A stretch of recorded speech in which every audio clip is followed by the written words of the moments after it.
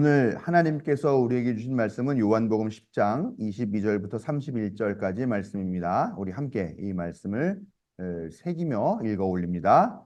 예루살렘은 성전 봉헌절이 되었는데 때는 겨울이었다. 예수께서는 성전 경내에 있는 솔로몬 주랑을 거닐고 계셨다. 그때에 유대 사람들은 예수를 둘러싸고 말하였다. 당신은 언제까지 우리의 마음을 졸이게 하시렵니까? 당신이 그리스도이면 그렇다고 분명하게 말하여 주십시오. 예수께서 그들에게 대답하셨다. 내가 너희에게 이미 말하였는데도 너희가 믿지 않는다. 내가 내 아버지의 이름으로 하는 그 일들이 곧 나를 증언해 준다. 그런데 너희가 믿지 않는 것은 너희가 내 양이 아니기 때문이다. 내 양들은 내 목소리를 알아듣는다. 나는 내 양들을 알고 내 양들은 나를 따른다. 나는 그들에게 영생을 준다. 그들은 영원토록 멸망하지 아니할 것이요. 또 아무도 그들을 내 손에서 빼앗아 가지 못할 것이다. 그들을 나에게 주신 내 아버지는 만유보다도 더 크시다. 아무도 아버지의 손에서 그들을 빼앗아 가지 못한다. 나와 아버지는 하나이다. 이때에 유대 사람들이 다시 돌을 들어서 예수를 치려고 하였다. 아멘. 우리의 약함과 무지를 깨우치시고 힘있게 하시며 생명의 길로 인도하시는 항상 오르신 하나님의 사랑과 자비가 오늘 예배하기 위해 하나님 앞에 나온 자녀들에게 함께 하시기를 성 어버이 성자 성령의 이름으로 축원합니다. 네, 요즘 덥다 소리를 제일 많이 하는 것 같은데 어떻게들 지내셨습니까?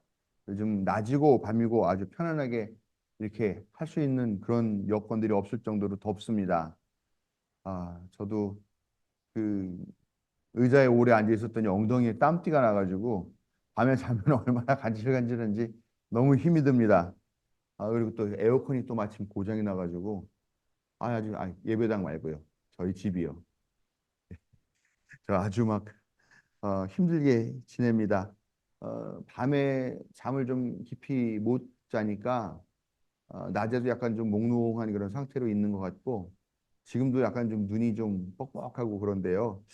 아, 그 어쩔 수 없잖아요, 그렇죠? 뭐 점점 어, 기온은 많이 올라가는 그런 시대를 살아야 될 것 같고 또 여름은 더운 게 당연하니까 그런 중이고 뭐 저뿐만 아니라 다들 힘들고 어려운 그런 시기이겠지만 나름 다 건강 잘 챙기시고 또 생활들 잘 해 나가시기를 그렇게 바라겠습니다. 예, 우리는 종종 성서를 보면서 이해할 수 없는 그런 부분을 발견하게 되죠. 창세기부터가 사실 편안하게 이렇게 읽히는 그런 구절이 아닙니다. 우리가 죄를 지을 거를 뻔히 알면서 왜 하나님은 에덴 동산에 선악을 알게 하는 나무와 생명나무를 그것도 동산 한 가운데다 이렇게 심어 놓으시고 아무런 울타리도 세워 놓지 않고 파수꾼도 세워 놓지 않고 그렇게 방치하셨을까? 예? 결국은 그래서 죄가 생긴 거 아닙니까? 뭐 창조의 신화 이야기이긴 합니다만 그런 것도 그렇고요. 여자를 만들 때 왜 남자의 갈비뼈를 취해서 여자를 만들었을까? 그러면 왜 여자를 그렇게 갈비뼈를 취해서 만들었는지 좀 설명이라도 해 주셨으면 좋을 텐데 그런 설명이 없다 보니까 지금 우리가 어떤 얘기를 합니까? 그것 때문에 여자는 남자에게 종속된 존재라고 그렇게 수천 년을 그 유대교 안에서는 가르쳐 오고 또 우리 기독교 안에서도 그렇게 가르쳐 왔던 그런 폐해가 있었다라는 것이죠. 구약의 율법이 매우 구체적으로 이렇게 하라 저렇게 하라 하지 말아라 이런 것 규정하고 있는데 왜 하나님은 율법을 주실 때 그게 그 시대뿐만 아니라 오늘날에도 적용할 수 있도록 하는 그런 좀 완벽한 율법을 주셨으면 좋을 텐데 왜 시대적인 한계성을 벗어나지 못하는 그런 말씀을 하셨을까? 이런 것들도 의문을 갖게 됩니다. 또 왜 예수님은 특히 알쏭달쏭한 그런 비유로만 하셨을까? 뭐 비유가 아니면은 말씀하지 않으셨다 이런 구절도 있잖아요. 그런데 비유라는 게 어떻습니까? 비유라는 게 원래 더 잘 이해하고 더 쉽게 이해하기 위해서 하는 게 비유예요. 근데 오히려 예수님의 비유는 어떻습니까? 더 어려워요, 이게. 그래가지고 꼭 제자들이 무슨 말씀을 하신 건지 좀 다시 알려주십시오. 이렇게 물어보게 만들더라라는 겁니다. 이해할 수가 없어요, 이것도요. 또 왜 요한계시록은 좀 더 명확한 그런 언어가 아니라 고도로 복잡한 그런 상징적인 언어로 우리에게 뭐 미래를 전달한다, 뭐 예언을 한다, 묵시를 한다라고 이렇게 얘기를 함으로 해서 지금 어떻습니까? 소위 이단자라고 하는 이 이단 종교, 이단 집단이라고 하는 데가 다 제일 많이 인용하고 제일 많이 해석하는데 사용하는 게 어디냐? 요한계시록이죠. 그래서 신천지 같은 경우는 14만 4천 명, 이 구원받을 것이다. 뭐 그들이 선택받은 백성이 될 것이다. 이런 논리로 사람들을 미혹하는 그런 경우를 볼 수가 있다는 것이죠. 그러다 보니까 우리는 하나님을 믿고 예수님을 따르는 일에 좀 많은 혼동이 있는 것 같아요. 또 각각 다른 해석을 하게 되는 것이라서 그래도 정통교회 안에서도 보수적인 신앙 고백과 또 자유주의적인 아니면 뭐 개혁적인 그런 신앙 고백이 공존을 하고 있습니다. 그래서 통일되고 일관적인 그런 신앙의 길로 나아가지 못하는 것 같아요. 그것이 어떻게 보면은 또 은혜일 수 있지만 또 어떻게 보면은 교회가 갖고 있는 한계가 아닌가라는 그런 생각도 하게 된다라는 거죠. 어, 더욱이 교육 수준이 높은 한국인들에게는 이런 부분들이 더 좀 답답하게 느껴지지 않나라는 생각을 해요. 2022년 지표에 따르면 25세부터 34세 청년 중 대졸자 비율이 69.3%라고 합니다. OECD 38개국 중 1위래요. 그런데 마찬가지로 대졸자들이 취업을 하지 못하는 율도 거의 상위권을 차지하고 있는 것 같습니다. 안타까운 일인데 그 얘기는 아닙니다만 또 더 넓게 보면은 25세부터 64세까지의 성인 2명 중 1명이 대졸자라고 합니다. 그거는 세계 5위 정도 되는 수치라고 해요. 이렇게 놀라운 교육열을 자랑하고 공부하는 걸 좋아하는 이 한국인들 이들에게는 어쩌면 어느새 모르는 것이 부끄러운 것이 된 그런 시대를 살고 있는 게 아닌가라는 생각을 하게 됩니다.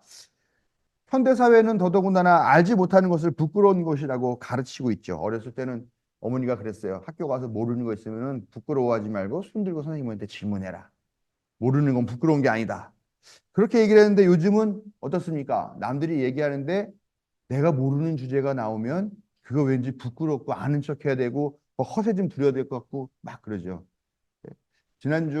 지난주에 우리 윤석열 권사님하고 한일 권사님하고 이렇게 만났어요, 시내에서. 만났는데 하필 주제가 물리학으로 가버린 거예요. 괜히 한일근 권사님이 케미스트리 얘기를 꺼내가지고 화학에서 물리학으로 갔는데 윤 권사님이 또 그렇게 눈을 또 반짝반짝 하시면서 말씀하시는 건 처음 봤어요. 아니 근데 도무지 못 알아듣는 거겠죠. 이게 우리가 원래 얘기하다가 못 알아듣는 얘기하면은 막 허세 부리다가도 조용히 핸드폰을 아래로 내리고서 검색을 한 다음에 재빨리 찾아보고 아는 척을 할 수가 있는데 이게 물리학은 그렇게 쉽게 간단하게 해석해서 아는 척할 수 있는 얘기가 아니더라고요. 아무튼 그렇습니다. 요즘은 모르면 시대에 뒤처지는 것 같고 남들과 비교되는 것 같고 그런 시대를 우리가 살고 있다라는 것이죠. 그렇게 많이 배운 세대라서 그런지 명확한 논리와 이론 이런 것들이 없으면 우리가 뭔가 좀 부족하고 꼭 그래서 그런 명확한 것들을 추구하고 하는 그런 시대를 살고 있다는 거죠. 그런데 어때요? 교회에서 사용하는 언어와 개념들은 어떠냐라는 겁니다. 세상과는 많이 다르죠. 우리가 흔히 말하는 뭐 구원, 뭐 믿음, 뭐 속죄, 뭐 성화, 뭐 이런 것 같은 고백의 개념들 대부분 다 어떻습니까? 구원받았는지 어떻게 압니까? 뭐 수치가 있는 게 아니죠. 무슨 증명서가 나오는 게 아니죠. 그냥 자기 자신이 내적 확신이 있으면은 구원받았다라고 그 구원 확신이 있다고 얘기를 하잖아요. 이렇게 주관적이에요. 또 뭐 구속, 뭐 속죄 이런 것 같은 것들은 상당히 상징적인 언어들을 담고 있는 거죠. 교리는 또 더 그렇죠. 신학에서 다루고 있는 뭐 신학 대학을 가면 거기서 이제 전공을 합니다. 전공을 하는데 뭐 조직 신학, 뭐 윤리 신학, 뭐 실천 신학 뭐 이런 걸 하는데 거기도 그렇게 분야가 많은데도 뭐 조직 신학 한 군데 가보면 교리들을 다루는 게 많은데 거기 보면 뭐 구원론, 교회론, 뭐 그리스도론, 뭐 대속론, 무슨 론 해가지고 막 논들이 많아요. 근데 그런 이용들도 사실은 우리 일상생활, 우리가 하고 있는 일상생활의 언어들에 비교해 볼 때 상당히 불명확하고 이해하기 어려운 그런 주관적이거나 아니면은 상징적인 그런 개념들로 이렇게 늘어놓는 것들이 신학이라는 겁니다. 구원받는다 그러면은 그거는 분명히 알아야 되는, 무엇으로부터 구원을 받는 걸까요? 우리는 다 알죠. 죄로부터 구원받는다는 거 알겠죠. 그러나 그 죄라는 게 무엇인가 또 생각해 보면은 그게 각자의 기준에 따라 다 다를 수가 있는 거라는 거죠. 무엇으로부터의 구원인지 아니면 그렇게 구원을 받아서 무엇으로 가는 구원인지 그래서 그 구원의 결과는 무엇인지 이런 거 같은 것들은 사실 현대적인 개념으로 보면은 되게 모호하고 애매하고 알쏭달쏭하고 주관적이고 그런 게 사실이다라는 이야기입니다. 그런 점에서 교회에 나와서 교리나 말씀을 배운다는 것은 특히 젊은 세대에게 있어서는 매우 어려운 일이 돼버리지 않았나라고 생각을 합니다. 과연 이것을 오늘날 보통 사람들도 이해할 수 있는 그런 말로 설명해낼 수 있을까? 분명하게 이런 질문들을 가지고 오늘 말씀을 나누고자 합니다. 많은 성도들이 명확한 것을 원하죠. 그래서 우리가 정말 신앙이 좋고 간절한 사람이라고 하는 사람들은 그런 교인들은 기도를 하는데 기도의 제목이 뭐냐? 하나님, 저에게 하나님을 보여주십시오. 하나님, 저에게 하나님의 음성을 들려주십시오. 하나님, 저에게 기적을 보여주십시오. 그러면 제가 의심하지 않고 하나님을 믿겠습니다라고 그렇게 기도하는 사람이 많이 있어요. 분명하게 알고 분명하게 보고 싶다라는 것이죠. 이런 명확하지 않은 고백의 구조를 그런 특별한 일, 기적적인 일, 그런 체험을 통해서라도 확증받기를 원하는 것이 우리 교인들의 마음이 아닌가라고 생각을 합니다. 그런데 불행하게도 2000년 동안 교회는 단 한 번도 동시대인들의 언어로 설명하고 이해시키려고 했던 적은 없는 것 같다라는 생각을 합니다. 예를 들어 삼위일체. 삼위일체 뭡니까? 삼위일체를 설명하실 수 있는 분. 성부, 성자, 성령. 네. 세 개가 있다. 네. 그럼 삼위. 일체에 대한 설명을 하셔야죠. 네. 우리가 이렇게 개념은 아는 것 같기도 하지만 또 말로도 정확하게 못하는데 또 졸졸졸 외우는 거 있어요. 성부, 성자, 성령 이 세 분이 동일한 한 분이다. 이런 또 아주 공식적인 그런 내용들은 잘 알고 있습니다. 말씀 그대로 성부 하나님과 성자 예수님과 성령님이 모두 동일한 본체이나 위격으로만 다를 뿐이다라고 규정해요. 그럼 또 위격은 또 뭐야? 위격은 무슨 말인가? 사실 제가 이렇게 말을 하는 것도 걱정이 돼요. 왜냐? 본체, 위격, 기능, 역할 등등의 그런 단어 하나하나의 무게를 사람들이, 신학자들이 서로 다르게 재면서 그것 때문에 왜 나는 1kg라고 쟀는데 너는 500g밖에 안 쟀냐? 이 이유 때문에 서로 다투고 싸우고 심지어는 죽이기까지 하고 내쫓고 하는 그런 일들이 역사상에서 벌어졌기 때문이라는 겁니다. 그래서 교회 안에서 삼위일체는요, 사실은 뭐 성부, 성자, 성령의 뭐 위격이 동일한 본체 이렇게 안 합니다. 삼위일체는 신비이다. 이렇게 최종적으로 결론을 지었어요. 그 뭐냐? 인간의 지성으로는 알 수 없다라는 것입니다. 인간의 언어로는 설명할 수 없다. 오히려 그것을 완벽하게 설명하는 사람이 있다? 그럼 그건 뭐? 이단. 다 아시네요. 맞아요. 삼위일체를 제대로 설명하는 사람, 그것들은 바로 이단이라고 그렇게. 이게 농담 반 진담 반인 이야기입니다. 왜냐하면 삼위일체 같은 거는 신비이기 때문에. 실제로 이단들은요 항상 성서의 그런 애매한 단어를 집요하게 물고 들어주면서 달려들어요. 그럼 우리를 미혹한다라는 겁니다. 그리고 그것을 오히려 명확하게 꿰어 맞추는 그런 이론을 들이대면서 우리를 미혹을 해요. 제가 초등학생 때인가 중학생 때인가 있었던 경험입니다. 집에 혼자 있는데 누가 문을 두들겨요. 그러니까 전도하러 온 사람이더라고요. 뭐 우리 할아버지 목사, 우리 큰아버지 목사, 우리 작은아버지 목사, 뭐 다 이런 집안이니까 어떡합니까? 제가 그래도 어 박대하면 안 되겠구나. 들어오겠다고 해서 들어오시라고 그래서 잠깐 앉았죠. 그래서 이분이 막 갑자기 저한테 전도를 하는 거예요. 교회 다닌다고 그랬음에도 불구하고. 뭔가 얘기를 들어보니까 뭐라 그러냐면 하나님은 한 분이 아니시라는 거예요. 믿습니까? 안 믿으시죠? 저도 안 믿었어요. 근데 그 사람이 얼마나 말을 잘하는지 그 사람이 시편 82편에 있는 이야기를 하면서 저에게 얘기를 해요. 시편 82편 1절에 보면 하나님이 하나님의 회 가운데 서시며라고 이야기를 했다는 거예요. 그런 구절이 있다는 거예요. 그렇기 때문에 하나님의 회에 서 있다는 말은 그 하나님의 회가 뭐냐? 하나님들이 모여서 하는 회니까 하나님의 회 아니냐? 그러니까 하나님은 한 분이 아니다. 이런 얘기를 하더라고요. 제가 뭐 그때 뭐 초등학교 중학생 얼마나 솔깃했겠습니까? 이건 뭐지?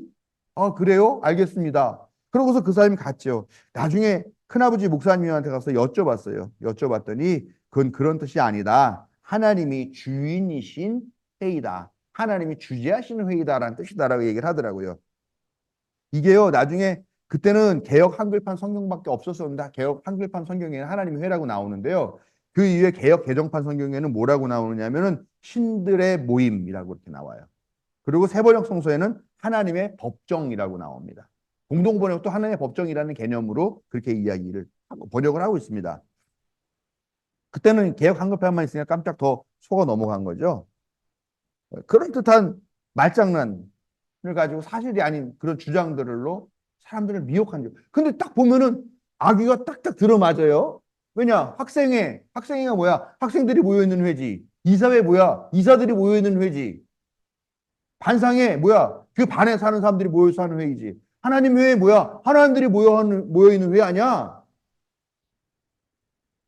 지금도 이단들은 여전히 이런 수법으로 우리를 미혹하려고 들고 있습니다. 보이지 않는 불명확한 하나님을 보이는 존재로 대체하는 거죠. 그게 누구야? 자기죠. 자기가 하나님이라는 겁니다. 자기가 성령님이라고 합니다. 그렇게 명백하게 보이는 것, 분명한 것으로서 오히려 우리를 미혹하는 그런 수법을 쓴다는 겁니다. 뭔가 납득이 가지 않는 구절들은 명쾌하게 설명을 해가는 것 같으면서도 전혀 뜻밖의 자기의 교주들에게 치환하고 교주들 지칭하는 것이라고 이렇게 설명하고 있다는 겁니다. 그런 의미에서 삼위일체를 신비라고 규정한 것은 어쩌면 가장 불명확한 것 같지만 가장 명확한 정답이 아닐까 하는 그런 생각을 하게 됩니다. 신비가 뭡니까? 무한한 세계의 신적인 비밀을 말하는 게 신비죠. 어떻게 이런 무한한 신적인 비밀을 유한한 인간의 언어로 설명을 할 수 있겠습니까? 그런 의미에서 신비는 명확할 수 없다라는 것이 가장 명확한 진리임을 우리가 깨닫는 것이 중요하겠습니다. 근데 우리 기독교의 언어 자체가 그렇다라는 것을 기억해야 됩니다. 오늘 말씀을 보면요. 예수님이 성전 경내에 솔로몬 주랑을 걷고 계셨다. 그때 유대인들이 예수님을 둘러쌌어요. 그러고서 물어봅니다. 당신이 그리스도이면 그렇다고 분명하게 말하여 주십시오. 라고 그렇게 요청하죠. 그에 대해서 예수님이 뭐라고 대답을 하셔요. 구구절절히 뭐라고 말씀을 해주시는데 근데 그 유대인들이 듣기에는 그 말이 도무지 무슨 말인지 모르겠다는 거예요. 분명하지 않고 명확하지도 않은 그런 얘기만 늘어놓고 있다는 이야기예요. 근데 이 이야기의 진행에서 우리는 유대인이 당신이 그리스도인지 분명하게 말해달라고 하는 부분을 주의 깊게 봐야 된다는 겁니다. 유대인들이 요구했어요. 그리스도냐 당신? 분명하게 말해달라. 분명하게 보여달라. 어떻게 보면은 이단들의 요구가 비슷하지 않습니까? 여기서 유대인들은 단순하게 유대적인 혈통을 갖고 태어난 그 사람들을 말하는 게 아니죠. 여기서는 바리새인, 율법학자, 서기관, 제사장 그룹 같은 그런 당시 종교 지도자들, 지식인들, 권력자들을 말하는 겁니다. 그들은 자신들의 지위와 자신들이 배웠던 그런 교육, 학식 배경에 걸맞는 명확한 논리를 예수님께 요구하고 있습니다. 어쩌면 그들은 최종적인 판단을 내가 할 거니까 당신 예수는 예 혹은 아니오만 대답해 달라라는 그런 뜻으로 이 질문을 했을지도 모른다는 것입니다. 그런데요, 예수님이 마지막에 뭐라고 얘기하느냐? 나와 아버지는 하나이다라고 이 얘기를 해요. 이 얘기를 했더니 유대인들이 다 꼭지가 돌아가가지고 돌을 들어서 예수님을 죽이려고 했다라는 것이죠. 사실 이 말씀처럼 분명하게 예수님과 하나님과의 관계를 설명하는 말씀은 없습니다. 예수님 자신이 말씀하실 수 있는. 그러나 그들은 그들의 명확성, 그들의 지식 체계에 비추어 볼 때 이 말씀은 절대 있을 수도 없고 이해할 수도 없고 심지어는 불경하기까지 한 그런 망언으로 들었던 것이죠. 그런데 반면 제자들은 어떻습니까? 제자들은 아무것도 배우지 못했어요. 글씨도 읽을 줄 모르는 사람들이에요. 그냥 고기나 잡고 뭐 그냥 농사나 짓고 하는 그런 무식한 나부랭이들이었습니다. 그런데 그들은 어땠냐? 그들이 먼저 예수님이 누군지를 알아봤어요. 예수님이 너는 나를 누구라 하느냐 했더니 베드로가 말하죠. 살아계신 하나님의 아들 그리스도입니다. 이렇게 고백을 하더라라는 겁니다. 소위 유식하고 논리적이어서 분명한 것 좋아하는 그런 사람들은 예수님이 누군지를 알아보지 못했지만 무식하고 천하거나 평범한 사람들, 그 사람들은 오히려 예수님이 누군지 제대로 알아보고 고백했다라는 것이죠. 그걸 보면요. 우리가 지난주에 우리가 읽었던 그 성경 본문 말씀인데 지혜 있고 강한 자들은 부끄럽게 하시려고 세상의 어리석은 것들과 약한 것들을 택하셨다라고 하는 이 말씀을 다시 생각하게 한다는 거죠. 도무지 앞뒤가 안 맞는 말이잖아요. 어떻게 천하고 무식한 것들이 세상에 지어 있고 강한 것들을 이길 수 있습니까? 근데 하나님께서 그렇게 하시겠다라는 것이죠. 그게 하나님의 신비라는 거죠. 그거를 다시금 깨닫게 하는 그런 말씀이라는 겁니다. 리처드 로어 신부는 그의 책 성경에 숨겨진 지혜들에서 이렇게 얘기합니다. 깊은 기도 전통이 없는 종교는 역사 속에서 수없이 양치기 소년처럼 늑대가 왔다고 소리쳤지만 나중에는 거짓말로 판명되었다. 예를 들면 민주주의, 전쟁, 고문, 노예제도, 여성, 고리대금, 반샘족주의, 이게 반유대교 같은 거예요. 그다음에 혁명, 예배 형식들, 원주민들, 라틴어 중심주의, 지구를 중심으로 한 우주관 등에 관한 초기의 권위주의적 교회의 진술들을 주목해 봐라. 이렇게 얘기를 합니다. 이게 뭔 말이냐 하면요. 예를 들면 그거예요. 예수님이 가나안 땅 하면서 그 원래 가나안 땅에 살던 원주민들 다 때려 죽이라고 얘기를 하잖아요. 예. 그 원주민들은 무가치한 것을 여겼고 그렇게 했다라는 건데 그게 맞냐? 성서에서 보면은 여성들은 정말 아무짝에도 쓸모없는 남자에 속해 있는 재산 목록 중에 하나밖에 안 된다라고 유대교는 얘기했지만 그게 말이 되느냐? 근데 그 얘기를 계속했어요. 여러분 여성들이 자기의 투표권을 행사하기 시작한 지가 얼마 정도 된지 아세요? 200년이 채 되지 않았습니다. 150년 정도밖에 되지 않아요. 그러면 우리 예수 탄생 이후부터 봤을 때 한 1900, 800? 제가 산수를 못합니다.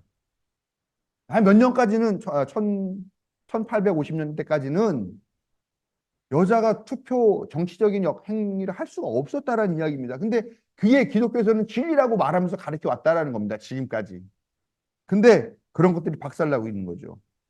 분명하고 정확하고 명확하고 불변이라고 주장했던 그런 과거 교회의 교리들과 주장들이 지금 깨지면서 오히려 이 사회에서는 교회를 믿지 못할 집단으로 그렇게 바라보게 되었다는 겁니다. 그런데 그런 잘못된 주장들은 항상 한두 개의 성서 구절에 의지하고 있다는 겁니다. 그 한두 개의 성서 구절이 명확하다, 분명하다라고 하는 그런 주장을 하는데 끌어다 대고 있는 그런 근거가 되고 있다는 거예요. 그러나 불행하게도 신앙은 산수나 수학처럼 명확하게 답이 떨어지는 게 아니라는 겁니다.